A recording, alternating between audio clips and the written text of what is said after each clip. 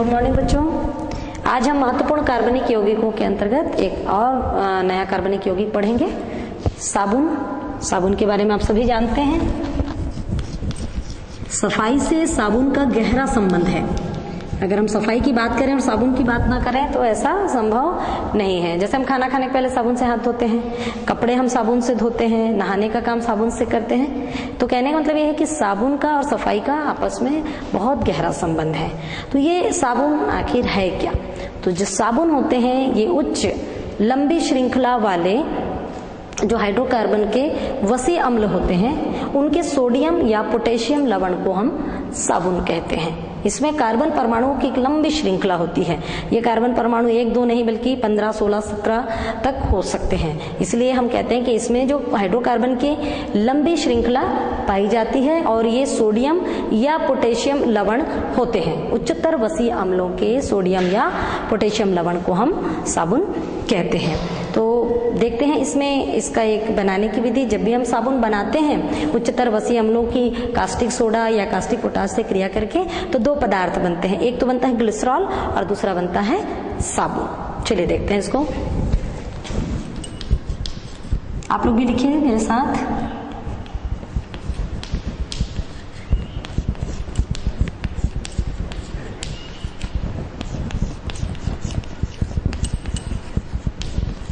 यह है उच्चतर वसीय अम्ल।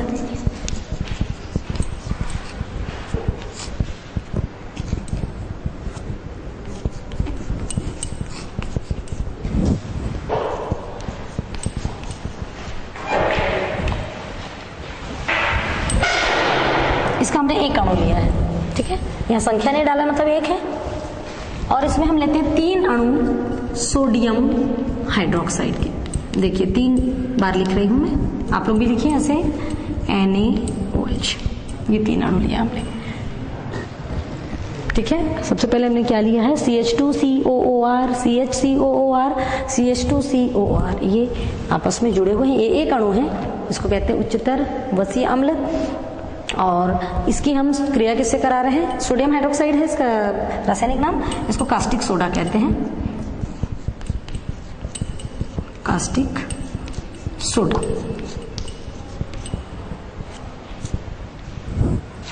तो इन दोनों की अभिक्रिया से जो पदार्थ बनते हैं उसको सबसे पहले लिखिए। एक तो बनता है ग्लिसरॉल,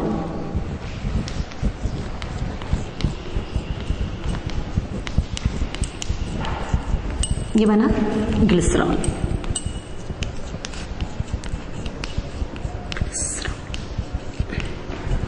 और बन जाता है ये वसा अम्ल का जो सोडियम लवण है, उच्चतर वसा अम्ल का सोडियम लवण, इसी को कहते हैं साबुन। देखिए फिर से हमने क्या लिया? उच्चतर वसीय अम्ल लिया, वसा अम्ल, और इसकी क्रिया 3 अणु कास्टिक सोडा से करवाई सोडियम हाइड्रोक्साइड के साथ। ये आपस में क्रिया करके बनाते हैं ग्लिसरॉल और साबुन, ठीक है। यहां से इसको आप ऐसा देख सकते हैं, ऐसा हम इसको अलग कर सकते हैं यहां से। ये बन जाता है RCOONA साबुन। और जो बचा हुआ भाग है CH2OH, CHOH, CH2OH, ये कहलाता है ग्लिसरॉल, ठीक है। ये जो प्रक्रिया है, ये जो क्रिया है, इसका नाम है साबुनीकरण, क्योंकि इस क्रिया में बन क्या रहा है? साबुन। तो इसलिए इस क्रिया को साबुनीकरण क्रिया भी कहते हैं, सपोनिफिकेशन क्रिया है ये। कुछ उदाहरण देखते हैं साबुन के हम। पहला देखिए,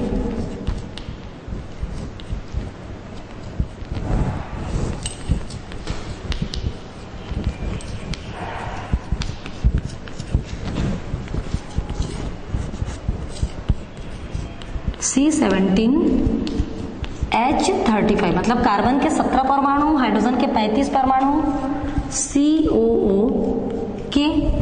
यहाँ सोडियम लिया, कास्टिक सोडा लेंगे तो सोडियम आ जाएगा, और अगर हम कास्टिक पोटाश लेते हैं तो पोटेशियम आयन आ जाएगा इसकी जगह पे।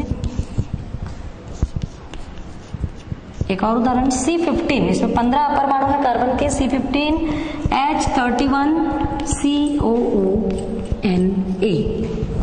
ये साबुन के उदाहरण है। इसका नाम है सोडियम स्टीयरेट, इसका नाम है पोटेशियम स्टीयरेट और इसका नाम है सोडियम पामीटेट। ये सभी साबुन के उदाहरण हैं। आइए अब देखते हैं इसमें साबुन के प्रकार। साबुन मुख्य रूप से 2 प्रकार के होते हैं। साबुन 2 प्रकार के होते हैं। कौन कौन से 2 प्रकार हैं इसके? देखिए, पहला मृदु साबुन, सॉफ्ट सोप, और दूसरा है कठोर साबुन, कठोर साबुन। तो मृदु साबुन हम किसे कहेंगे? जिसमें पोटेशियम लवण का इस्तेमाल होता है। ये नहाने के साबुन में इसका इस्तेमाल होता है। तो नहाने के साबुन जब बनाया जाता है तो हमको कास्टिक पोटाश की आवश्यकता होती है, और कास्टिक पोटाश जिस साबुन में होता है वो सॉफ्ट होता है, हमारे स्किन के लिए, हमारी त्वचा के लिए नुकसानदायक नहीं होता है। और जो कठोर साबुन होता है इसमें हम कास्टिक सोडा का इस्तेमाल करते हैं, और इसका इस्तेमाल कपड़े आदि धोने के लिए इसका इस्तेमाल किया जाता है। नेक्स्ट देखेंगे साबुन की क्रियाविधि, जो कि बहुत महत्वपूर्ण है। साबुन की क्रियाविधि, कैसे काम करता है साबुन? अगर हमें कपड़ों की गंदगी को, मैल को, चिकनाई को साफ करना है तो साबुन काम कैसे करता है, इसको हम इसको समझेंगे कार्यविधि या क्रियाविधि के अंतर्गत। साबुन की प्रक्षालन की क्रियाविधि कहते हैं इसको। प्रक्षालन यानी धोना। कपड़ों को कैसे साफ करता है साबुन, ये देखेंगे। अभी जैसे हमने एक उदाहरण लिया, ये है साबुन, अभी जो हमने बनाया था, इसको हम साबुन कहते हैं। उच्चतर वसीय अम्लों के सोडियम या पोटेशियम लवण को साबुन कहते हैं। तो आप लोग स्पष्ट इसमें देख रहे हैं, इसके 2 भाग दिखाई दे रहे हैं। एक भाग है आर और दूसरा है ये आयनिक भाग, ठीक है। तो इसको हम कैसे प्रदर्शित कर सकते हैं? अब चूंकि हमने अभी उदाहरण में देखा था कि जो कार्बन परमाणु संख्या है 15 से लेकर 17-18 तक होती है, मतलब बहुत लंबी है श्रृंखला, मतलब जो कार्बन वाला जो हिस्सा है वो काफी बड़ा है आयनिक भाग की तुलना में। तो इसलिए हम इसको इस प्रकार शो कर सकते हैं। ये जो पूंछ दिखाई दे रही है, टेल वाला जो पार्ट है, इसको कहते हैं हाइड्रोकार्बन की लंबी श्रृंखला, और इसी को कहते हैं वसा स्नेही सिरा या जल विरोधी सिरा। अब जल विरोधी क्यों कह रहे हैं इसको, हाइड्रोकार्बन सिरा को? क्योंकि ये जल के प्रति स्नेह प्रदर्शित नहीं करता है, क्योंकि दोनों की प्रकृति अलग है। जल आयनिक पदार्थ है और जो हाइड्रोकार्बन है ये सहसंयोजी होते हैं। तो इसलिए जब ये जल के संपर्क में जाता है तो दूर भागता है। तो ये वाला जो हिस्सा है इसका जल विरोधी सिरा कहलाता है, और ये वाला जो हिस्सा है इसका आयनिक भाग है, आयनिक भाग। इसी को कहते हैं जल स्नेही सिरा। इसकी जल से बंधुता होती है, ये जल के साथ बंध स्थापित कर लेता है, इसलिए इसको जल स्नेही सिरा कहते हैं। आयनिक भाग में 2 भाग हम दर्शा सकते हैं इस प्रकार से, एसीटेट सॉरी कार्बोक्सिलेट एनायन और सोडियम धन आयन, ठीक है। तो अब जब हमको कपड़े की सफाई करना, ये दोनों चीजें समझ में आ गई हैं कि जो साबुन है उसके ये 2 सिरे होते हैं। ये लंबा जो सिरा दिख रहा है ये कार्बन परमाणु की लंबी श्रृंखला को प्रदर्शित करता है, जो कि जल विरोधी सिरा कहलाता है। जल से ये क्रिया नहीं करता है, जल में नहीं घुलता है। और ये वाला जो भाग है ये आयनिक भाग है, जो जल के साथ बंध स्थापित कर लेता है। अब हम देखेंगे कि जो साबुन है वो कपड़ों को कैसे साफ करता है। हमारे शरीर से पसीना निकलता है, पसीने से चिकनाई पैदा होती है जो कि कपड़ों में मैल के रूप में जम जाती है।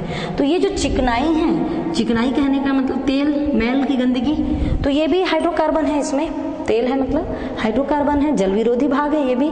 तो ये जो साबुन को जब कपड़ों में लगाया जाता है तो कपड़े में जब हम लगाएंगे तो ये वाला जो सिरा है हाइड्रोकार्बन सिरा है, इसको हम कह देते हैं तेल या मैल की बूंद कह देते हैं। ये समझने में आसानी होगी, ये तेल या मैल की बूंद है। अब जब हम कपड़े को पानी से तो साफ नहीं कर सकते हैं क्या? नहीं कर सकते हैं, क्योंकि पानी के साथ इसकी क्रिया बिल्कुल नहीं होगी, क्योंकि ये चिकनाई वाला हिस्सा है, ये हाइड्रोकार्बन वाला हिस्सा है, तेल या जो मैल होते हैं, तो ये पानी के साथ क्रिया नहीं करेंगे और कपड़ों के रेशों से बाहर नहीं आएंगे और कपड़े साफ नहीं हो सकते। तो हमको कपड़ों को साफ करने के लिए किसकी आवश्यकता पड़ेगी? साबुन की। तो जब हम साबुन लगाते हैं कपड़े पर तो इसका जो हाइड्रोकार्बन वाला सिरा है, ये देख रहे हैं आप लोग, जल विरोधी सिरा, तो समान प्रकृति वाले जो पदार्थ होते हैं उनकी आपस में बंधुता होती है। तो ये भी हाइड्रोकार्बन है, तेल या मैल, और इसके साथ जो साबुन का हाइड्रोकार्बन वाला सिरा है वो ऐसे चिपक जाता है। ये हाइड्रोकार्बन वाला सिरा है जिसको हम जल विरोधी सिरा कहते हैं। देख सकते हैं आप लोग, मैंने लिखा हुआ है बोर्ड में, जल विरोधी सिरा है। लंबी हाइड्रोकार्बन श्रृंखला है, इसमें कार्बन के असंख्य परमाणु होते हैं। ये इस प्रकार से जो हाइड्रोकार्बन वाला सिरा है वो कपड़े की मैल या चिकनाई पर चिपक जाता है। ये वाला जो हिस्सा है इसको हम ऐसा शो कर सकते हैं। ये आयनिक भाग है, साबुन का ये आयनिक हिस्सा है जो हमने यहां पर शो किया है, ये आयनिक हिस्सा। इस प्रकार से एक दो जगह मैं ऐसा लिख दूं मैं।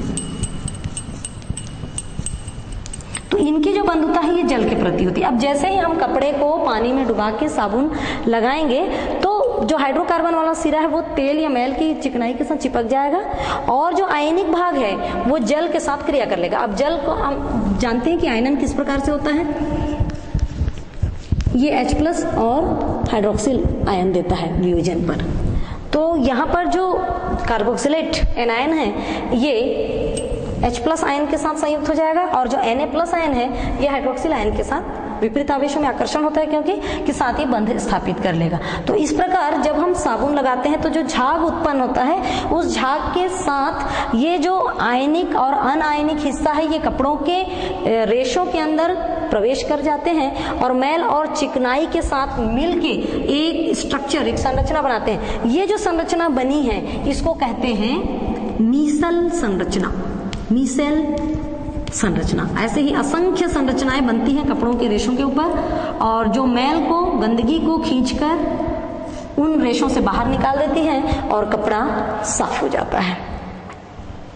ठीक है, फिर से देख लीजिए, ये तेल या चिकनाई के कण हैं जो कपड़ों के रेशों के अंदर हैं और जब हम इसको पानी में भिगो के साबुन जब लगाते हैं तो साबुन का जो हाइड्रोकार्बन सिरा है, जो जल विरोधी सिरा है, ये मैल और चिकनाई के साथ जुड़ जाता है और जो आयनिक भाग है वो जल के अणुओं के साथ क्रिया कर लेता है, बंध स्थापित कर लेता है। क्योंकि मैंने पहले बताया कि समान प्रकृति वाले जो पदार्थ होते हैं उनमें आकर्षण होता है। तो ये जो लंबी हाइड्रोकार्बन वाली श्रृंखला देख रहे हैं ये भी सहसंयोजी होते हैं और तेल और मैल जो चिकनाई है ये भी हाइड्रोकार्बन है, सहसंयोजी है, तो ये आपस में जुड़ जाते हैं। तो इस प्रकार जब हम साबुन लगाते हैं कपड़ों पर तो ये मीसल संरचना बनती है और मीसल संरचना कपड़ों के रेशों के अंदर घुसकर इस मैल और चिकनाई के कण को बाहर निकाल देते हैं और इस प्रकार कपड़ा साफ हो जाता है।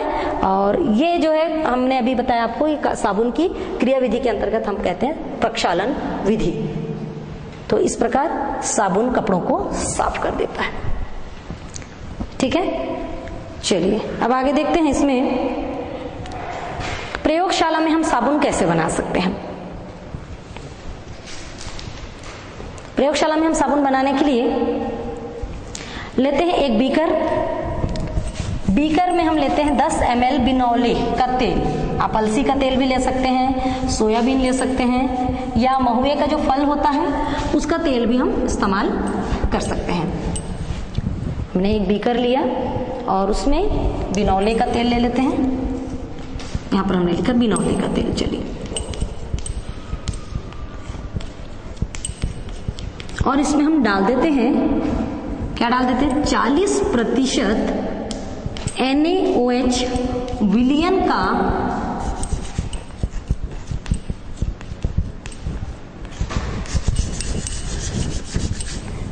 विलयन का 10 ml इसमें मिला देते हैं, 10 मिलीलीटर इसमें मिला देते हैं।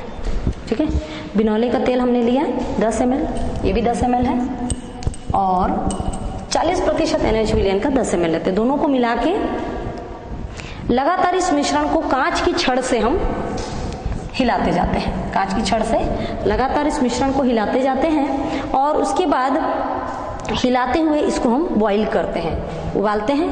उबालने पर एक यहाँ पर एक बर्नर लगा देते हैं, इस प्रकार से इसको उबालते हैं और उबालते उबालते हम देखते हैं कि एक गाढ़ा पेस्ट बन जाता है और गाढ़ा जो पेस्ट होता है वो थोड़ा नर्म होता है। तो इसको हमको कठोर करने के लिए इसमें हम डाल देते हैं सोडियम कार्बोनेट। एकदम पेस्ट बहुत मुलायम होता है, तो इसको हार्ड करने के लिए इसमें सोडियम कार्बोनेट डाल देते हैं और इस प्रकार थोड़ा सा इसमें हार्डनेस आ जाती है। इसके बाद हम क्या करते हैं, नमक का संतृप्त विलयन बनाते हैं और संतृप्त विलयन का लगभग हम इसमें डालते हैं 40 ml। 40 ml नमक का संतृप्त विलयन इसमें डालते हैं। संतृप्त विलयन क्यों डाल रहे हैं इसमें? ताकि साबुन अवक्षेपित होकर बाहर आ जाए। विलयन शॉर्ट में मैंने लिख दिया है विलयन।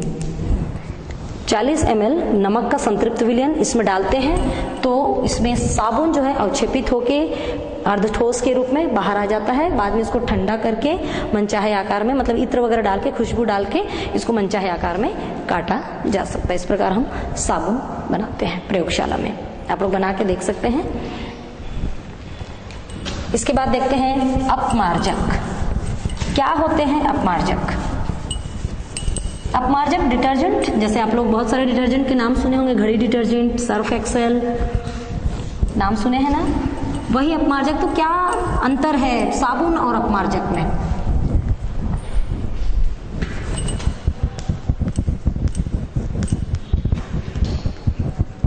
जब हम साबुन इस्तेमाल करते हैं तो साबुन क्या है, केवल सॉफ्ट वाटर में जो मृदु जल होता है, मृदु जल में कैल्शियम और मैग्नीशियम के आयंस कम होते हैं, अधिक मात्रा में नहीं होते हैं, तो उसमें वो आसानी से झाग दे देता है और कपड़े हम आसानी से उसमें साफ कर सकते हैं।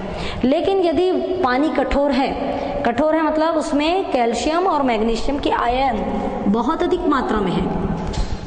कैल्शियम और मैग्नीशियम के आयन जब बहुत अधिक मात्रा में उपस्थित होते हैं तो जब हम साबुन लगाते हैं ऐसे कपड़ों पर, ऐसे कठोर जल का इस्तेमाल जब हम कर रहे हैं और साबुन का इस्तेमाल कर रहे हैं, तो क्या होता है, इन कैल्शियम और मैग्नीशियम के जो आयन्स हैं इसके साथ मिलकर साबुन एक अघुलनशील लवण बना लेता है। अघुलनशील लवण बनाने लगता है और इस प्रकार कपड़ा तो साफ नहीं होता, लेकिन अधिकांश साबुन जो है बर्बाद हो जाता है, वेस्ट हो जाता है। हार्ड वाटर में कैल्शियम और मैग्नीशियम के आयन्स होते हैं, जब हम ऐसे पानी में कपड़े धोते हैं तो वो जो साबुन है इन लवणों के साथ, इन आयनों के साथ क्रिया करके अघुलनशील लवण बना के अवक्षेप के रूप में निकलने लगते हैं और बहुत सारा साबुन इस प्रकार बर्बाद हो जाता है। तो ये जो अपमार्जक हैं, अब कठोर जल में साबुन की उपयोगिता, साबुन को हम उपयोग नहीं कर सकते, लेकिन डिटर्जेंट हार्ड वाटर और सॉफ्ट वाटर दोनों में बराबर काम करता है। ये जो अपमार्जक होते हैं ये कैल्शियम और मैग्नीशियम आयनों के साथ अघुलनशील लवण नहीं बनाते हैं और अपमार्जक जो है कठोर पानी में भी शीघ्रता से झाग देके कपड़ों को साफ कर देता है। आगे देखिए, अब इसमें जो संरचना है अपमार्जक की, ये भी साबुन की जैसी होती है। इसमें भी लंबा हाइड्रोकार्बन सिरा पाया जाता है, कार्बोक्सिलिक समूह होता है इसमें। और ये जो कार्बोक्सिलिक एसिड होता है, लंबी वसी अम्ल जो श्रृंखला हम ले रहे हैं, वो उसका अमोनियम एवं सल्फोनेट लवण होता है। अपमार्जक एक्चुअल में सल्फोनेट या अमोनियम लवण होता है। जैसे साबुन क्या है, सोडियम या पोटेशियम का लवण होता है, ऐसे ही अपमार्जक उच्चतर वसीय अम्लों के सल्फोनेट या अमोनियम लवण होते हैं। चलिए आगे देखते हैं अपमार्जक की विशेषता। अब क्या है विशेषता? जैसे मैंने बताया, ये हार्ड वाटर में भी काम करता है, कठोर जल में भी आसानी से झाग पैदा कर देता है। और इसमें आयनिक समूह जो होते हैं, देखिए आयनिक समूह विशेषता में अपमार्जक के, इसमें जो आयनिक समूह है SO3 2- Na+ और SO4 2- Na+, ये आयनिक समूह इसमें पाए जाते हैं। जैसे उसमें हमने देखा था कार्बोक्सिलेट आयन साबुन में और सोडियम आयन होता है, इसमें सल्फाइड आयन और सल्फेट 2- आयन ये पाए जाते हैं। ये कठोर जल में आसानी से झाग दे देते हैं। ये पेट्रोलियम से प्राप्त लंबी श्रृंखला वाले हाइड्रोकार्बन होते हैं और इनमें सफाई करने की क्षमता साबुन से अधिक होती है। अब देखते हैं इसके कुछ उदाहरण में अपमार्जकों का। पहला देखिए, sodium lauryl sulphate. Sodium lauryl sulphate. दूसरा एग्जांपल इसका देखिए, sodium alkyl benzene sulphonate. Sodium alkyl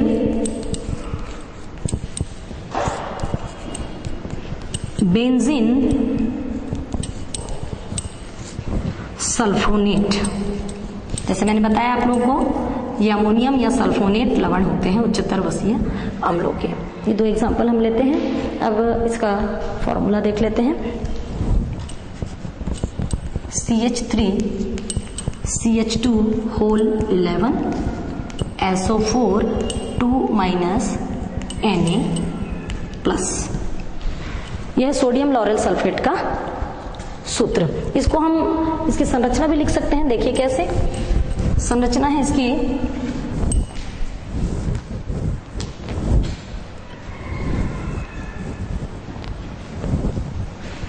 देखिए इसमें 11 ब्रैकेट के बाहर लिखा है, मतलब 11 का गुणा इसे कार्बन से करेंगे। यहाँ एक कार्बन है तो ये हो जाएगा 11 कार्बन, और ये एक कार्बन बाहर है तो ये हो जाएगा 12, और हाइड्रोजन 11 दूनी 22, 22 3 25। तो ये श्रृंखला में हम जोड़ देंगे 12 C12 और H25, और यहां पर हम जोड़ देंगे SO4 2 माइनस Na प्लस। यह है अपमार्जक या डिटर्जेंट का सूत्र। सोडियम लॉरेल सल्फेट का सूत्र हमने लिखा है यहां पर। इसके बाद देखिए, अपमार्जक बनाने के लिए कच्चा पदार्थ। किन किन कच्चे पदार्थों की आवश्यकता होती है? पहला है लंबी श्रृंखला वाले हाइड्रोकार्बन चाहिए हमको, जिसमें कार्बन परमाणु संख्या बहुत ज्यादा हो। दूसरा हमको चाहिए सल्फ्यूरिक अम्ल, और तीसरा कच्चा पदार्थ है इसमें सोडियम हाइड्रोक्साइड। फिर से देखिए, पहला है लंबी हाइड्रोकार्बन श्रृंखला, दूसरा है सल्फ्यूरिक अम्ल, और तीसरा है सोडियम हाइड्रोक्साइड। इनको मिला के हम अपमार्जक या डिटर्जेंट का निर्माण कर सकते हैं। धन्यवाद।